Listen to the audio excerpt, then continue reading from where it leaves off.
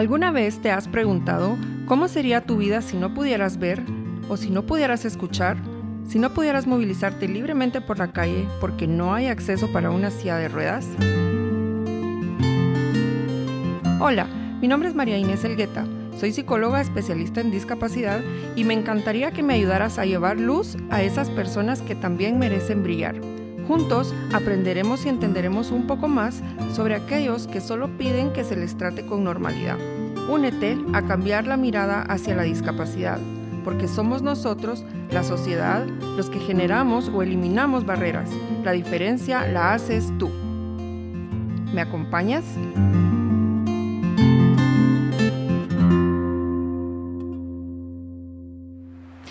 Hola, bienvenidos una vez más a su podcast Minds Up con María Inés Elgueta. Hoy nos acompaña una gran persona, una persona que yo le tengo muchísimo cariño. A ella la conocí, fue mi estudiante en la universidad. No les voy a decir en qué año, porque si no me calculan la edad. Ella es María José Carranza Padilla. Ella tiene 25 años, es psicóloga, es defensora de los derechos humanos y es atleta paralímpica en la clasificación de bochas. Y es representante de Miss Cheer Guatemala 2019, ¿verdad? Miss Wheelchair Guatemala 2019. 2019, sí. María José, bienvenida. Para mí es un gustazo que estés aquí. Muchísimas gracias, licenciada. El gusto también es mío. Gracias por la invitación y gracias por hacerme parte de este proyecto tan bonito. Decime, María Inés, estamos entre amigas y ya no soy tu licenciada, ya ganaste. Sí, pero es la costumbre. Después de tanto tiempo yo creo que es la costumbre, sí. Pues qué gusto de verdad que estés aquí. Hoy quiero que nos platiques un poquito de tu historia, de todos tus retos, de todos tus logros, porque sos una persona realmente creativa, dinámica, emprendedora. Yo la verdad que tengo muchos adjetivos buenos para ti. Desde que te conocí, más que tus habilidades, digamos, de aprendizaje y de toda esta carisma que tú tenés, lo que me llegó fue tu calidad de persona. Y de verdad que desde que te conocí, creo que hicimos buen clic. Sí. Y siempre te tengo en mente y por eso pues estás hoy acá como invitada al podcast. Entonces, Majo, contanos un poquito sobre ti. Bueno, pues mi nombre es María José Carranza, como bien lo dijo, tengo 25 años. Actualmente me dedico a hacer muchas cosas, pero yo creo que todas estas han venido a raíz de todas las experiencias que he vivido como persona con discapacidad, porque creo que te abre la puerta a horizontes diferentes, porque yo creo que si no estuviera sentada en una silla de ruedas, no hubiera vivido todas las experiencias que al día de hoy he vivido. Creo que me han hecho una persona abierta a valorar cada momento de la vida y a buscar oportunidades todo el tiempo, a buscar crecer, a buscar mejorar. Y bueno, pues me gusta defender los derechos humanos, los derechos de las personas con discapacidad. También me gusta hacer de todo un poco, como el deporte, las bochas. Creo que ahí encontré un camino como para canalizar toda esa energía que a veces ya no sé qué hacer con ella. Entonces el deporte ha sido como ese camino para seguir creciendo, ¿verdad? En otras disciplinas. Ay, pues qué bien. Y la verdad es que lo han logrado, porque de verdad que tú no te quedaste en el cliché de que la sociedad tiene de una persona con discapacidad que no es capaz de hacer muchas otras cosas. Y tú sos el vivo ejemplo y por eso me encanta tu historia de vida, porque en realidad tú sos el ejemplo de que las personas con discapacidad no solo tienen los mismos derechos, sino tienen las mismas habilidades de las personas que tal vez no tenemos una condición física o sensorial o intelectual, pero tenemos muchas otras que al final solo nos hacen tener diversidad, pero al final lo que predomina es la esencia humana. Así es, yo creo que eso es lo importante, darnos cuenta de que todos somos seres humanos y que todos tenemos capacidades diferentes, porque es un término que a veces usaban para las personas con discapacidad, pero al final de cuentas pues todos las tenemos. Y yo creo que la magia de todo esto está en darnos cuenta que una discapacidad no nos limita, porque al final pues no es de nosotros, sino de un entorno que nos discapacita a hacer lo que hacen las demás personas. Pero la clave de todo esto está en darnos cuenta de lo que sí somos capaces de hacer y luchar por lo que no, ¿verdad? Aprender a hacerlo de manera diferente. Exacto. Majo, cuéntanos un poquito sobre tu discapacidad. ¿Tú tienes discapacidad física? Sí. Mi discapacidad se llama parálisis cerebral. Esta la adquirí, digamos, al momento del nacimiento, porque nací en un parto prematuro de 6 meses de gestación. Éramos gemelas y pues mi hermana falleció por una condición de negligencia médica. Pues yo creo que al final de cuentas le doy gracias a Dios porque fui la segunda gemela en nacer con 1 minuto de diferencia. Eso me hizo tener como complicaciones adicionales a las de mi hermana, porque ella falleció porque la alimentaron muy rápido. Entonces, pues a mí no me alimentaron porque estaba muy grave como para tomar alimento, pero al final yo creo que a ese minuto de diferencia y a esas complicaciones agradezco el día de hoy mi vida, ¿verdad? Claro. ¿Cómo ha sido, digamos, tu proceso en cuanto a tu desarrollo, a tu estudio? O sea, porque estamos hablando de que tú eres una persona con discapacidad física, una parálisis cerebral, pero tienes un título universitario. Pues estás próxima a recibir tu título universitario. La verdad es que sí ha sido un proceso difícil porque como quiera es complicado enseñarle a la sociedad, porque ahora nos toca a nosotros. Enseñarle a la sociedad que las personas con discapacidad también podemos, y eso ha sido parte del reto más grande que yo creo que he tenido siempre, pero no lo he tenido sola, lo he tenido con mi familia, claro, ¿verdad? Pero es llegar a un entorno que no está preparado para conocer a una persona con discapacidad y mucho menos para tratar con ella, ¿no? Entonces, bueno, creo que lo primero que me tocó vivir así fuerte fue que en el primer colegio donde estuve, pues todo era más normal porque no usaba una silla de ruedas todavía, entonces me llevaban, me traían cargada, ¿verdad? Pero era un kinder, entonces como niños y niñas nos veíamos igual, ¿verdad? Claro. La diferencia estuvo en el segundo colegio donde estudié, que ahí sí ya se marcaban un poco más, porque por ejemplo, yo veía a los niños y a las niñas jugar en un patio y yo me tenía que quedar como a 1 grada de distancia de ese patio, porque no podía bajar ahí por la silla que usaba en ese entonces, ¿verdad? Era una silla adaptada para tener el escritorio, digamos, conmigo, pero no me permitía trasladarme tan fácil como mi silla de ruedas. Los recreos también, yo creo que esos son los espacios donde en la niñez se marca más la diferencia entre la discapacidad y la no discapacidad, ¿verdad? Porque ver a los demás niños y niñas jugar y no poder hacerlo era una parte muy dura, pero creo que también me hizo la persona fuerte que hoy soy, porque me enseñó que sí, que tal vez tenía diferencias, pero que tenía que buscar formas de adaptarme también, porque el mundo no lo iba a hacer por mí. Claro. Fue una lección que aprendí como a muy temprana edad, digamos, pero pues ese proceso duró toda mi primaria.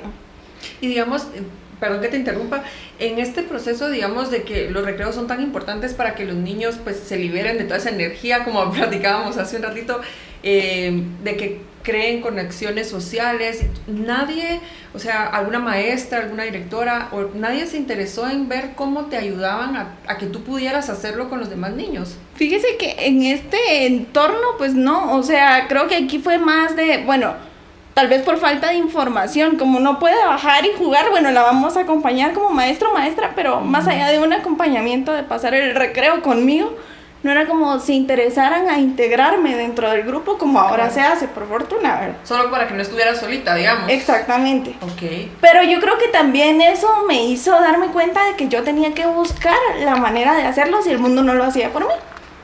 Entonces, a partir de allí, ya cuando empecé mis básicos, ya me fui a otro colegio, pero creo que la mayor diferencia fue que en este lugar yo ya empecé a usar directamente mi silla de ruedas, y ese fue un mundo totalmente diferente porque yo ya me podía mover a donde quisiera, podía hacer lo que yo quisiera. Entonces esa era la diferencia, que yo ya no me quedaba en el lugar donde me dejaban, por ejemplo, yo ya podía moverme. Eso me hizo empezar a interactuar más con las demás personas. ¿Y el colegio, digamos, tenía algo adaptado para tu silla o de casualidad habían espacios por los que tú te podías movilizar libremente? No, este colegio en un principio no era accesible, pero creo que al ver mi caso, y es algo que siempre voy a agradecer, ellos tomaron medidas, por ejemplo, hicieron cemento en los lugares donde no había, hicieron pequeñas rampas donde no habían, y actualmente el colegio ya es accesible para personas con discapacidad. Cuando yo entré no lo era.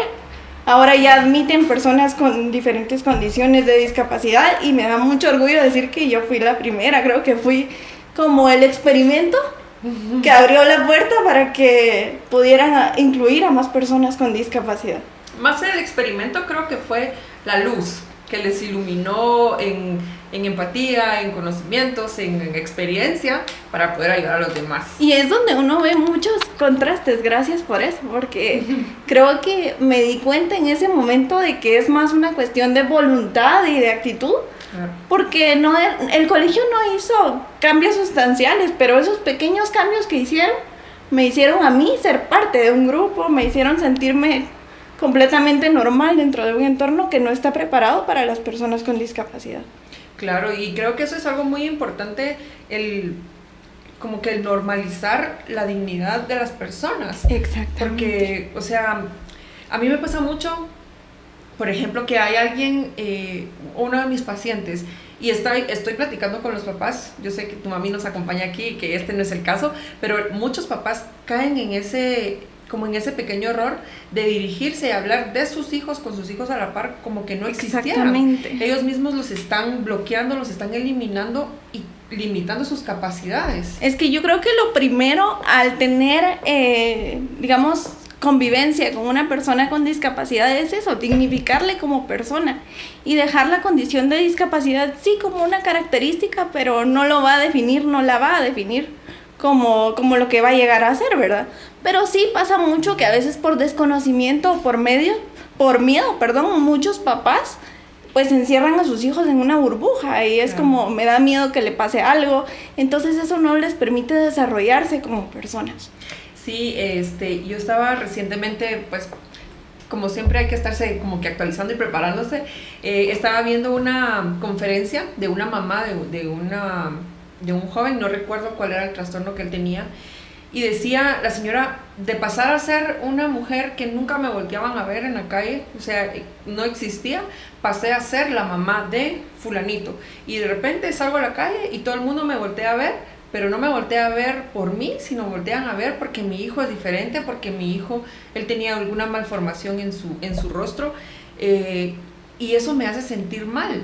Decía yo, bueno, a ella le hace sentir mal como mamá, pero ¿y a él como persona? Exactamente. Es que creo que son esos dos lados que hay que ver siempre, porque, por ejemplo, uno es la situación de la persona con discapacidad propiamente, pero es cierto que no está sola, tiene un entorno familiar y social, ¿no? Y a veces el discriminar entre una cosa y otra es lo que cuesta, porque se hace un conjunto entre mamá e hijo y un conjunto que es bien difícil separar. Mi mamá no me dejará mentir, en un principio. Muy fuerte. Sí, y yo creo que el vínculo nunca se rompe, pero es importante también empezar a distinguir entre que cada uno tiene derecho a hacer su vida de la manera que lo considere, ¿verdad? Pero a veces con muchos papás es bien difícil el romper esa barrera o esa ventanita de cristal, ¿verdad? Sí, porque al final pues solo se están limitando las posibilidades de desarrollarse de los niños, ¿verdad? Y comprender pues que los papás no siempre van a estar. Sí, exacto, y yo creo que esa es una de las cosas que a veces no nos damos permiso de ver porque nos da miedo pensar en qué va a pasar cuando yo ya no esté. Por ejemplo, es una de las cosas que me decía mi mamá cuando nos costaba como separarnos, porque por ejemplo cuando yo estaba más pequeña era bien difícil que mi mamá me dejara en algún lugar a mí sola, ¿verdad? Pero la universidad y las circunstancias de la vida pues hacen que uno vaya adaptándose también, y yo creo que mi mamá ya se acostumbró a que a mí me toca ir y venir y a veces pues no va a ser juntas, ¿verdad? No, yo creo que el trabajo que ha hecho tu mami es un trabajo excepcional, y no es porque esté aquí presente, sino porque realmente se nota en tu desarrollo, se nota en tus metas, en tu personalidad, en todo lo que has alcanzado y todo lo que tenés, porque yo me imagino que tenés muchos otros objetivos y metas que querés alcanzar. Sí, así es. Yo creo que parte de lo que soy ahora ha sido por esa formación que me han dado los dos, mi papá, mi mamá, mi familia en conjunto, porque mucho de lo que he logrado pues no lo he hecho sola, ¿verdad? Ellos me han hecho una persona independiente que dentro de mi casa, pues igual lo mismo con mis hermanas, ¿verdad? Cada una hace las cosas de manera diferente, pero todas somos hijas, todas somos hermanas, allí no hay más ni menos, sino es tratar de adaptar las cosas para que todos nos desarrollemos de manera, pues, similar, ¿verdad? Claro. Majo, Tú como una mujer con discapacidad física, ¿cuál crees tú, quitando el rechazo de la sociedad, que ha sido tu mayor reto? Mi mayor reto, sin duda alguna, ha sido aceptarme a mí misma con mi silla de ruedas en combo, porque tuve un tiempo, yo creo que como cualquier adolescente nos cuestionamos en algún momento muchos porqués y muchas preguntas existenciales, pero creo que cuando a eso se le suma una discapacidad, es una etapa un poco complicada el aceptarse a sí mismo. A mí me tocó aceptarme a mí misma y amarme a mí misma como una mujer con discapacidad, porque yo crecí con la idea de, bueno, algún día voy a llegar a caminar, ¿verdad? Pero llegó el momento en el que tenía que aceptar que de repente eso ya no iba a pasar a como yo me lo imaginaba de niña. Entonces esa parte, el aceptarme, el entenderme como una persona con discapacidad, entender que la silla de ruedas pues no iba a ser mi obstáculo, sino mi vehículo. Entonces esa ha sido la parte más difícil de mi desarrollo, creo yo. Qué duro, y porque creo que todos atravesamos por ese mismo conflicto emocional, pero no tenemos esa otra condición distinta que lo hace aún más fuerte. Pues sí, es que hay que deconstruirse para reconstruirse, dicen por ahí. Y a mí me tocó eso, me tocó como romper con la imagen de un posible futuro de pie para entender mi futuro sobre ruedas, ¿no? Y esas expectativas, Majo, digamos, de que tú querías caminar y eso, ¿eran expectativas propias o en algún momento fueron como esperanzas que te dio algún médico, por ejemplo, o simplemente era un sueño que tú tenías? Yo creo que era un conjunto de todo eso, porque entre estar en un proceso de rehabilitación, que en mi caso duró 17 años hasta que me dieron caso concluido, porque según la institución donde yo estaba, pues ya había alcanzado los objetivos que se esperan para una persona con discapacidad. Uh-huh. Creo que durante todo ese desarrollo, el concepto que se tiene es, con la rehabilitación vas a mejorar, con la rehabilitación vas a poder llegar a caminar. Entonces, como quiera, van construyendo esa idea en el inconsciente de uno y vas creciendo con la idea de que algún día se va a dar, porque ves personas que sí lo logran. Sin embargo, creo que a esa altura yo no me daba cuenta de que cada condición de discapacidad es particular, porque igual era una niña.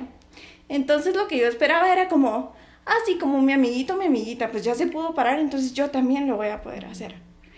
Creo que eso y la ilusión de crecer en un mundo donde no todos son personas con discapacidad, entonces como quiera uno se va haciendo ideas de, bueno, algún día voy a poder hacer lo que están haciendo ellos, lo que están haciendo ellas. Y mírate, ahora haces mucho más. Majo, para ti, si te preguntaran cuál sería el término o la definición, digamos, de una discapacidad física, ¿cómo lo describirías tú? Bueno, creo que depende también de cada condición, porque si tienen el título de discapacidad física, no todas son iguales, pero unas características que comparten es que una deficiencia física te impide interactuar de manera regular con el entorno. Una deficiencia física, entiéndase, pues la dificultad para caminar, tener que usar auxiliares como silla de ruedas o muletas, o tener una amputación, por ejemplo. Claro. Entonces son todas esas condiciones físicas que impiden interactuar de manera regular con el entorno. Ok. Y como este podcast lo que busca es eso, desmentir todas estas creencias erróneas que tenemos, pues tú sos el vivo ejemplo, como mencionaba antes, de que esta limitación física que tú tenés no es una limitación para alcanzar metas, para alcanzar sueños, para ser una persona de éxito, una persona, me imagino que con sueños y que se enamora, que solo quiere vivir lo más normal posible sin ser rechazadas. Sí, así es. Yo creo que eso va de cómo he crecido y de la idea que me han dado de que tengo que hacer mi vida lo más normal posible.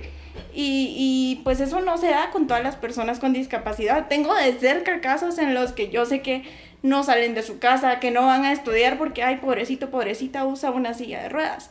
Entonces la idea es desmitificar eso de que una discapacidad te impide hacer las cosas. Es nosotros como personas con discapacidad tenemos que tener claro que tenemos ciertas habilidades que hay que aprender a potenciar para salir adelante en un mundo que no está preparado para nosotros. Claro. Majo, y acá, digamos en Guatemala, si tú tuvieras que salir sola a la calle sin tu mamá, por ejemplo, y tuvieras que transitar por la ciudad en tu CIA, ¿hay accesos? ¿No hay accesos? Yo creo que en Guatemala se está empezando a dar, pero sin duda alguna es un país inaccesible en todos los sentidos, porque por ejemplo, ir a un centro comercial es raro el que verdaderamente tiene acceso para las personas con discapacidad, y donde se tienen no hay esa cultura de respetar que ese acceso es para nosotros, porque Claro. por ejemplo, un ascensor en un centro comercial que es concurrido, digamos, la mayor parte de las veces está lleno de personas que van con niños o que llevan sus bolsas de compras, cuando la idea de esos ascensores es facilitarnos el acceso. Claro. Sí, y se mira desde los parqueos. Así ¿verdad? es. O sea, no hay ese respeto y esa empatía. Y eso es justamente lo que queremos nosotros lograr con este podcast, es llegar a la gente y que ellos conozcan la otra cara de la discapacidad, que no es como nos enseñaron, que no es como aprendimos, porque aprendimos mal, aprendimos desde el desconocimiento. Y cuando no conozco algo, lo primero es rechazo, porque me da miedo. Exactamente, yo creo que cuando desconocemos algo nos privamos de darle una oportunidad, y eso ha pasado mucho con la discapacidad, pasa mucho todavía. Y sí, por ejemplo, eso de los parqueos es bien curioso, porque hay gente que usa los parqueos y no, a nosotros nos ha tocado, mis hermanas, porque mis papás es como más tranquilos, pero cuando voy con mis hermanas y ven que una persona usa un parqueo que no le corresponde, tratan de hacerle conciencia, ¿verdad? Mire, yo sí lo necesito, porque lo está usando, porque lo más irónico de todo eso es cuando llegan y no llevan una persona de la tercera edad, no llevan una persona con discapacidad, sino bolsas, ¿verdad? Ajá.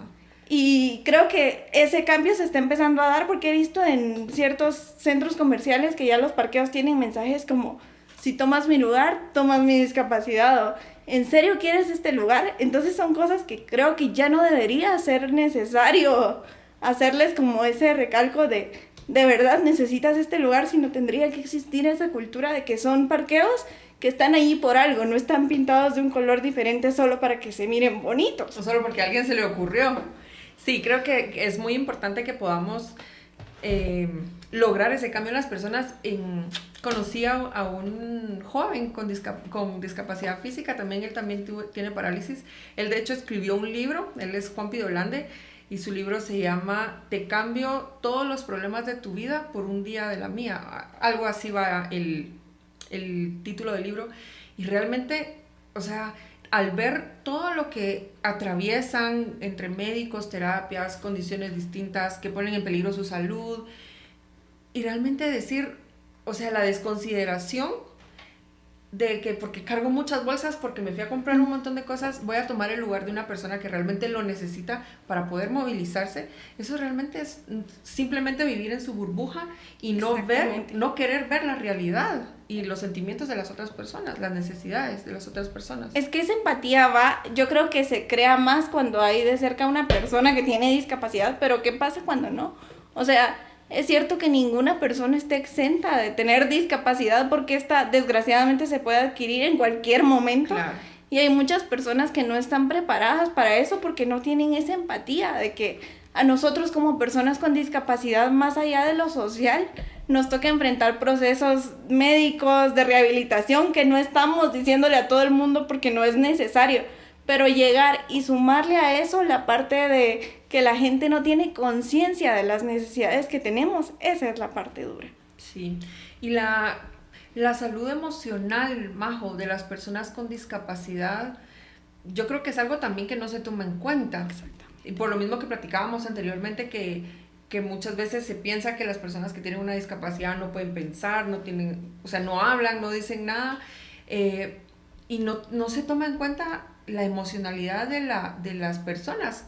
¿Cómo ha sido tu experiencia en cuanto a ese aspecto, digamos? Bueno, primero, en general, creo que la emocionalidad de las personas con discapacidad a veces se da por sentado por el hecho de pobrecito, pobrecita, o Ajá. porque no lo puede decir, no lo siente. Pero en mi caso, creo que sí he atravesado un proceso como de metamorfosis, porque cuando estaba pequeña, pues, como le decía anteriormente, convivía de manera normal con los niños, pero eso fue cambiando a como fui creciendo, digamos. Y sí, o sea, afecta mucho ver a personas sin discapacidad que de repente no aprovechan las habilidades que tienen, o el que no se den cuenta de que nosotros también existimos, porque también hay como una nulidad de parte de las personas que no tienen discapacidad, porque dicen, bueno, o sea, que se quede ahí solito, solita, por miedo a cómo lo trato, cómo la ayudo. Ajá. ¿Cómo me refiero a ella? Exactamente. Y eso lo platicábamos en el episodio anterior de cómo dirigirnos hacia las personas, cuál era el término correcto, y realmente llegamos a la conclusión de que, pues sí, si nos vamos a referir como en general, es persona con discapacidad física en tu caso, pero si tú estás acá, no te voy a decir persona con discapacidad, me voy a referir a ti por tu nombre. Y si no te conozco, hola, mucho gusto, soy Marinés, ¿cómo te llamas? Exactamente, eso es mucho de lo que yo defiendo siempre, porque hay muchas personas que se olvidan de nuestra dignidad como personas, y es cómo le digo, cómo la trato, simplemente María José, porque no dejo de serlo, ¿verdad? Estoy sentada en una silla de ruedas, pero no me hace más o menos persona que tú. Claro. Entonces, creo que la forma correcta de dirigirse a una persona con discapacidad es por su nombre, es buscando cómo ayudarle, pero siempre preguntando qué necesitas. No hay que asumir y no hay que hablar por la persona. Sí, porque muchas veces por querer ayudar perjudicamos más. Exactamente. Hay una anécdota que cuentan muchos de mis amigos que tienen discapacidad visual. Dice, yo estaba sentado o estaba parado en una banqueta, ni siquiera quería cruzar la calle. Vino alguien y me tomó el brazo para ayudarme a cruzar. Y es lo mismo que pasa con nosotros. A veces estamos en un lugar con freno en la silla esperando, qué sé yo, a mi mamá, mi amigo, mi amiga. Ajá. Y solo estoy esperando, ¿verdad? Pero llega alguien y es como ese impulso de querer, bueno, te empujo, ¿a dónde vas? ¿Va? A ningún lado. Entonces, ajá, es preguntar, es saber qué necesitamos, pero también esa magia de interactuar entre nosotros como seres humanos primero. Sí, y en este caso lo correcto sería para las personas que nos escuchan, porque obviamente pues son muchas personas, tal vez no conocen o no saben, y digamos si te vieran a ti, ¿cuál sería la forma correcta de abordarte en este caso? ¿Es como mucho gusto, necesita que le ayuden algo, o preferís que no te pregunten? O... No, yo creo que es válido preguntar, porque la curiosidad es parte de nosotros como humanos, y de hecho es algo que se agradece, porque no siempre nos vamos a topar con personas tan empáticas que tengan esa intención de ofrecer ayuda. Uh-huh. Pero cuando la tengan, sí, está bien, acérquense, preséntense, salúdenme. Y sí, si está en sus intenciones preguntarme si necesito ayuda, lo pueden hacer. Es algo por lo que no me voy a ofender, ni mucho menos, ¿verdad? Y creo que hablo también en nombre de muchas personas con discapacidad, porque es bien bonito. A veces estamos en un parqueo, mi mamá está subiendo mi silla al carro y que se acerque una persona y mire, necesito ayuda, ¿la puedo ayudar? Entonces son pequeños actos que hacen grandes diferencias. Correcto. Pensamos en una silla de ruedas y pensamos, o el pensamiento general de las personas es que no es algo bonito. Sin embargo, tengo a un amigo, yo creo que tú también lo conoces, a Nash. Sí. Él, pues yo lo conocía cuando era más patoja, íbamos de parranda, pero Nash tiene en sus ruedas, tiene luces y tiene su silla adornada muy linda. En tu caso, existe el Miss Wheelchair Guatemala. Sí, esa fue una experiencia increíble. Pero vamos primero con lo de la silla de ruedas. Es que yo creo que nosotros como personas con discapacidad nos toca esa tarea de aprender a ver la silla de ruedas no como un obstáculo, sino como yo lo decía, como un vehículo, ¿verdad? Y si es mi vehículo, si es parte de mí, entonces aprendo a quererla y a hacerla parte de mí también. Y pues al final es una herramienta que nos abre muchas puertas. Por ejemplo, esta experiencia de Miss Wheelchair Guatemala, o sea, yo desde pequeña veía certámenes de belleza y yo le decía a mi mamá, pero en ninguno de esos hay una mujer que use silla de ruedas, le decía yo. Y entonces crecí con esa idea de, bueno, no hay un certamen de belleza para mujeres con discapacidad, hasta que surgió esta iniciativa. O sea, si yo no hubiera tenido mi silla de ruedas, creo que no habría estado en la posibilidad de vivir una experiencia como esas. Y sí, probablemente no me gané una corona, pero gané 11 nuevas amigas que ahora son parte de mi corazón. Aprendí de mujeres increíbles, cada una con sus experiencias distintas, pero que sumaron a mi vida de forma indescriptible, creo yo. Fíjate que ahí comparto contigo la experiencia. Yo también participé en concursos de belleza antes. En mis ¡Qué épocas bonito! mozas.